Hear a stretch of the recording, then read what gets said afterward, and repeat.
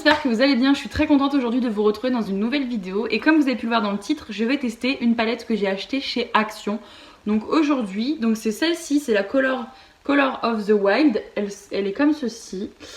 Qu'est-ce que je peux dire dessus? Bon, le packaging est en carton, mais comme de nombreuses palettes en ce moment et actuellement, enfin voilà.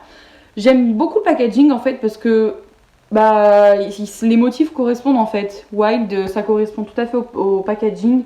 Enfin, moi j'aime bien le petit contour comme ceci doré. Derrière, il y a les explications de tous les fards et le grammage juste ici. Bon, par contre, elle n'est pas cruelty free celle-ci. Et je sais pas du tout de quelle marque c'est en fait. Je sais pas. Je sais pas du tout. Là, il y a le descriptif des ingrédients par fard. Donc ça, c'est plutôt pas mal. Et on a un fard qui fait 3,2 grammes, deux fards qui font 1,2 grammes, 7 fards qui font 0,87 grammes et 2 fards qui font 0,5 grammes. Donc quand on ouvre la palette, on a un grand miroir juste ici. Bon, du coup, on le voit.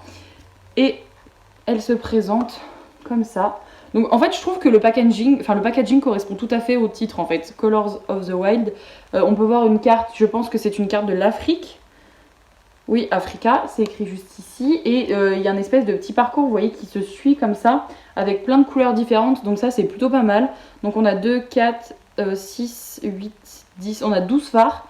Donc ça c'est plutôt pas mal, l'harmonie est sympa, je trouve qu'il y a pas mal de couleurs sympas pour faire un make-up. J'hésite entre soit faire un maquillage assez vert ou un maquillage assez rose, j'hésite encore. Mais voilà, la palette est comme ceci, moi je la trouve très sympa. J'ai swatché 2-3 fards, la pigmentation n'a pas l'air d'être mauvaise, mais bon après on verra. Donc une fois que je vous ai présenté la palette, maintenant je vais vous laisser avec la suite. Bon, et pour commencer un make-up, il faut utiliser une base à paupières. Donc vous utilisez ce que vous voulez. Hein. Vous pouvez utiliser une base à paupières exprès, ou utiliser, moi c'est ce que je vais utiliser, des petits échantillons en fait de fond de teint que j'utilise jamais ou qui sont beaucoup trop foncés pour moi, Et je vais l'appliquer au doigt. Donc là c'est un échantillon de la bébé crème de chez Herborian au gingembre. Donc voilà, on va tester. Un truc que j'ai oublié de vous dire dans la palette, c'est qu'en fait, il n'y a que des fards irisés. Ouais, je viens de faire gaffe, il n'y a que des fards irisés en fait dans la palette. Donc on va faire un maquillage avec des fards irisés. Je sais pas si je peux utiliser d'autres fards à côté ou pas, enfin j'hésite. Donc bon, on verra bien. Donc je vais appliquer ça sur les yeux. Et moi je vous retrouve juste après.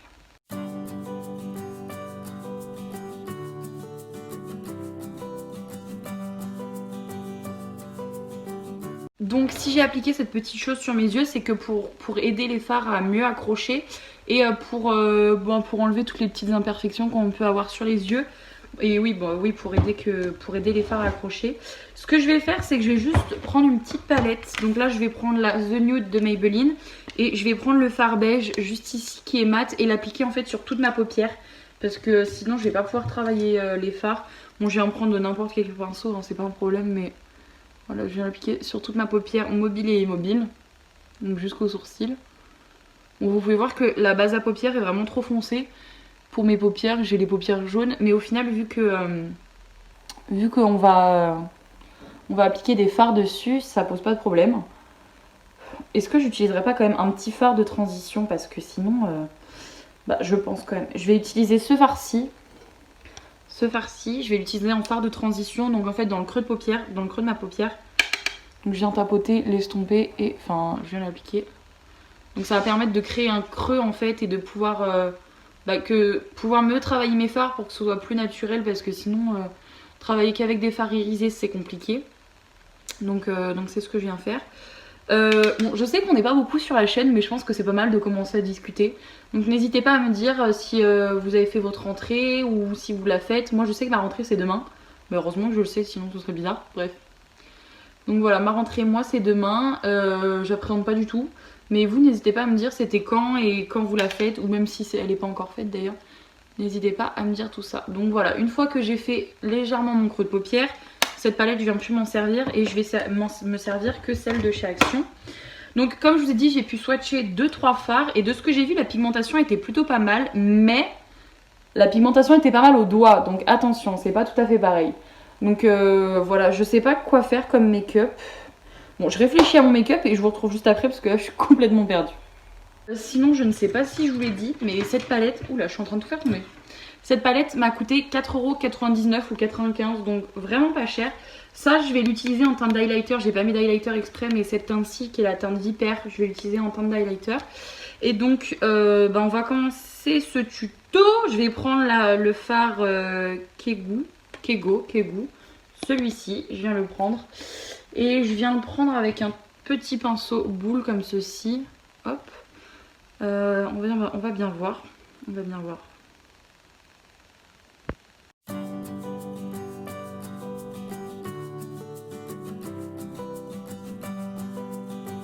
Bon, je viens de vérifier avec mon pinceau parce que j'avais un doute.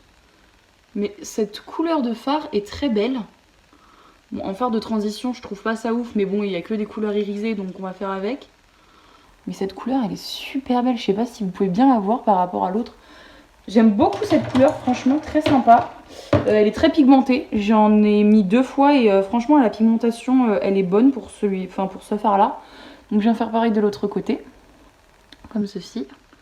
Donc vous voyez, moi ce que je viens faire avec mon pinceau, c'est que je viens l'appliquer et faire des petits tournicotis comme ça. Et là, enfin ouais, en fait, je viens faire des petits tournicotis avec mon pinceau.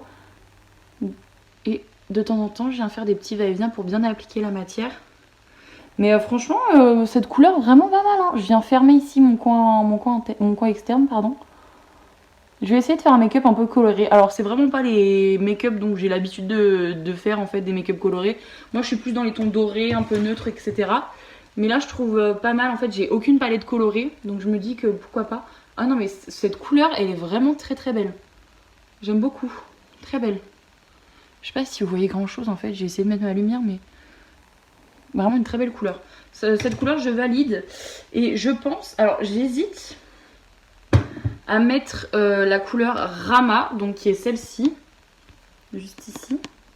Ou alors mettre la couleur Raksha. Raksha, donc c'est le rose juste ici. En paupières mobiles. Ou même le fard Fao, en fait. Le fard Fao, c'est le vert. Mais je pense que je vais prendre du rose. Donc je pense que je vais prendre le fard Rama. Donc celui-ci. Et je vais l'appliquer dans ma paupière mobile, enfin sur ma paupière mobile plutôt. Alors celui-ci est un peu plus poudreux. Vous voyez, je pense qu'on peut le voir. Il est un peu plus poudreux. Mais je vais l'appliquer et je vais vous dire ce que j'en pense.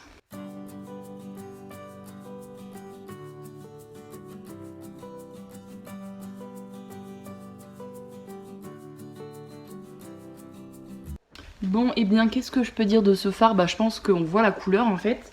On voit la couleur mais ça reste assez transparent. Là ça va faire la 3e fois que j'en réapplique. Et en fait oui, on voit légèrement ma paupière en transparence. Donc ce fard en fait il est bien mais en fait il manque un peu de pigmentation. Il y a de très légères chutes juste ici. Sinon mais... En fait oui, c'est pour démarrer, ça peut être une bonne palette je pense parce que elle n'est pas très pigmentée donc vous avez peu de chance entre guillemets de vous tromper avec ce genre de pigmentation. Mais après oui, ça vaut pas les palettes qui sont sur le marché actuellement chez Sephora ou peu importe. Donc vous pouvez voir que j'ai laissé un petit espace au coin interne libre parce que je vais appliquer, je pense, le fard Jacala ou le fard Kaan. Donc celui-ci c'est Kaan et celui-ci voilà c'est Jacala. Jacala, juste ici. Donc j'hésite entre les deux ou même j'hésite même avec le fard Chanty qui est juste ici, qui est un peu marbré. Il est marbré qu'en surface, hein. C'est comme le fard Kaan, ils sont légèrement marbrés mais ceux-là que en surface.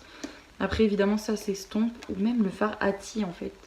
Le fard Ati juste ici il est plutôt pas mal. Donc bah je vais le faire. Enfin je vais réfléchir et je vous retrouve juste après. Bon, j'ai toujours pas fait mon coin interne, mais ce que j'ai fait c'est que le fard Rama, donc le fard rose juste ici, légèrement rouge, j'ai essayé de l'appliquer avec mon doigt en fait pour voir et bon l'intensité je trouve pas qu'elle change plus que ça. Mais en fait j'ai l'impression, vous voyez ici ça me fait un trou et j'ai l'impression que c'est là où j'ai mis le fard Kego. Donc je me dis, est-ce que les fards sont superposables? Parce que là, j'ai vraiment l'impression que ça me fait une espèce de trou. Vous voyez, juste ici. Je pense pas que vous verrez bien, mais j'ai vraiment l'impression que ça me fait un trou juste ici. Donc je me demande si les fards sont superposables ou pas. En tout cas, j'ai essayé de le faire au doigt, c'est pas plus pigmenté. J'avoue qu'après, j'ai pas de spray fixateur de maquillage, donc je sais pas si avec ça, ça tiendrait mieux. Mais même en tapotant, vous voyez, ça a du mal à accrocher. Bon. Sinon, pour mon fard au coin interne, je me suis décidée, je pense que je vais prendre le fard Jacala.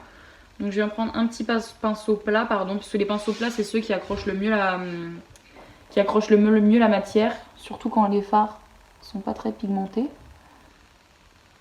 Ah, celui-ci est pas mal. Je sais pas si... Ouais, je pense que vous verrez bien. Celui-ci est pas mal. Bon. En fait, le problème, c'est il y a que des fards irisés, donc c'est compliqué de faire un make-up qu'avec des fards irisés. J'avoue que je suis pas très convaincue de mon make-up. Après, c'est un crash test, hein, donc forcément... voilà, on n'est pas forcément convaincu tout le temps, mais là... Ah, mais en fait, j'ai vraiment l'impression que les fards ne se superposent pas. Bon, c'est trop bizarre. Je vais vous montrer, je vais essayer de vous montrer. Le fard Rama, en fait, s'est déplacé quand j'ai appliqué le... En fait, non, c'est même pas déplacé, a disparu quand j'ai appliqué le fard Jacala. Je vais essayer d'en remettre par-dessus. Mais j'ai vraiment l'impression que c'est... Cette palette, les fards à paupières ne se fondent pas ensemble, en fait. C'est assez étrange.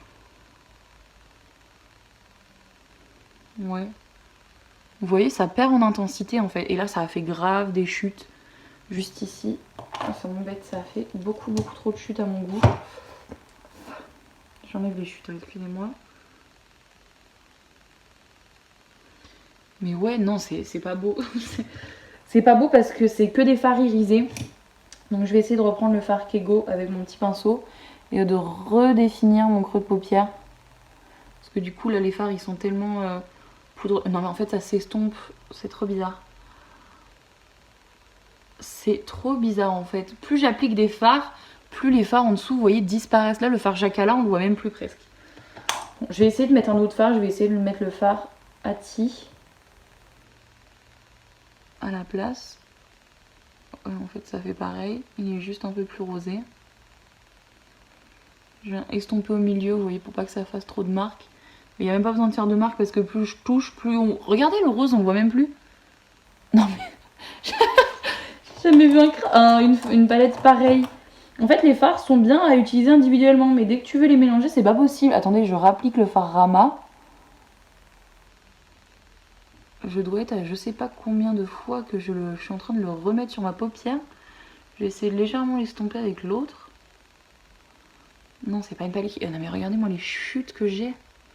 Non mais c'est pas normal que ce fard fasse autant de chutes. J'ai des chutes de partout. Bon, je suis vraiment pas convaincue. En plus, non mais ça me fait vraiment de grosses chutes. C'est abusé. Ouais bah non. En fait, on peut pas appliquer de... En fait, on peut pas cumuler en fait les couches de fard. Ça s'estompe très mal. Ça disparaît en fait même. Ça disparaît, je peux rien faire. Je vais quand même essayer de mettre un petit fard au coin interne. Je vais mettre le Vipère au coin interne. J'espère qu'il sera pas mal. Celui-ci est beau. Celui-ci est beau. Et je vais faire mon ras de cils avec le fard Kego, toujours. Je vais essayer de relier tout ça, mais... Ouais, le fard Kego est très beau, en fait. J'ai l'impression qu'il n'y a que le fard Kego. Après, j'ai pas utilisé tous les fards de la palette, hein, non plus, mais je suis vraiment pas convaincue. J'ai des chutes de partout, je brille tout là, en fait. Tout là, je brille. Non, je suis vraiment pas convaincue par cette palette. Non, je suis vraiment pas convaincue. Donc ce que je vais faire, c'est que je vais faire l'autre œil. Je sais pas si je vais faire make-up d'une autre couleur pour que vous puissiez bien vous rendre compte. Quoique j'ai utilisé la même base en soi, j'ai utilisé le fard Kego. Je sais pas. Non, je vais faire cet œil là, pardon, et je vous retrouve juste après. Bon, et bien voilà, j'ai à peu près essayé de faire les mêmes yeux. Mais en fait, ce que j'ai compris, c'est que dès qu'on essaye de rappliquer un fard par-dessus, ou alors on le travaille pas en tapotant, le fard s'estompe automatiquement et on voit plus rien. Donc ça c'est un peu dommage parce que sinon les couleurs sont plutôt belles. Les fards sont plutôt pigmentés en surface en fait, mais dès qu'on commence à les travailler, il n'y a plus rien, il n'y a plus d'intensité, il n'y a plus de fard. Vous voyez que j'ai même pas pu faire de transition, c'est clairement un trait droit. Parce que le problème c'est que si j'estompe un tout petit peu, on voit plus du tout de couleur. Donc bon, c'est un peu dommage, c'est vraiment dommage. Ce que je vais faire, c'est que là je vais utiliser le fard Vipère, le gros, je vais vous remontrer la palette de toute façon, en tant qu'highlighter pour voir ce que ça donne. J'ai pas pris le meilleur pinceau, mais tous mes pinceaux sont sales. Donc comme ça, j'ai pris un pinceau très volatile, mais comme ça on verra si le fard accroche. Ah par contre le fard sur les joues accroche, hein, je pense qu'on peut le voir. Il accroche bien même. Ah oui, alors il est très très pigmenté hein, le fard Vipère hein, sur les joues. Ouais, j'aime vraiment bien. Je pense que vous pouvez le voir, hein, clairement il est très intense. Peut-être même un peu trop intense du coup. Mais bon, on va pas se plaindre hein, parce que déjà que les fards sont pas tous top top. Je vais faire pareil de l'autre côté. Ah, c'est très très intense hein, ce fard, waouh. Bon, après j'avoue ne pas avoir testé tous les fards non plus, donc je peux pas me donner un avis cohérent, mais j'ai utilisé 1, 2, 3, j'ai utilisé 3, 4 fards, 5 fards. Il n'y en a que 3 qui me plaisent sur 5, donc bon. Voyez, non mais j'ai des chutes jusqu'ici, sérieusement. Non mais n'importe quoi. Forcément, elles n'arrivent pas à partir. Bref. Donc ce que je vais faire, c'est que je vais faire mes cils. Et pareil, je vais vous reprendre juste après.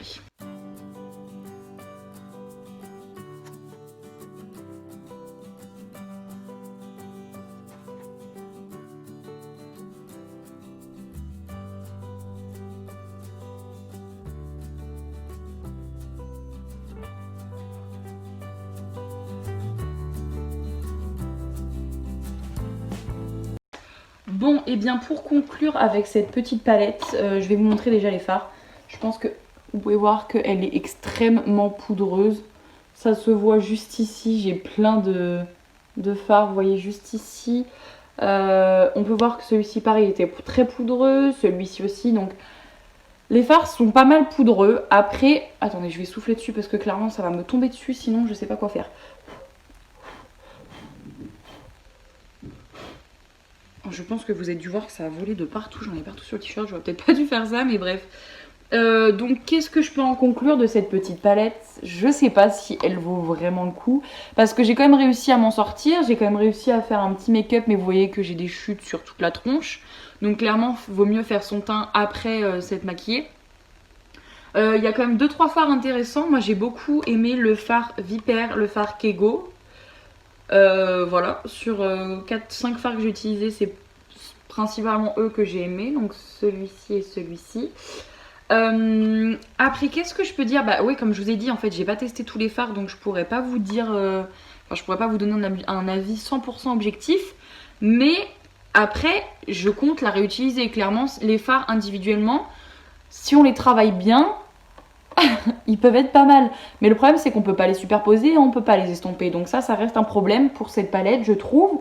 Après, niveau rapport qualité-prix, ça reste quand même intéressant. Ça reste une palette de couleurs, enfin une palette pour le visage assez colorée. On retrouve du rose, du doré, un petit peu de rouge, du bleu, du vert.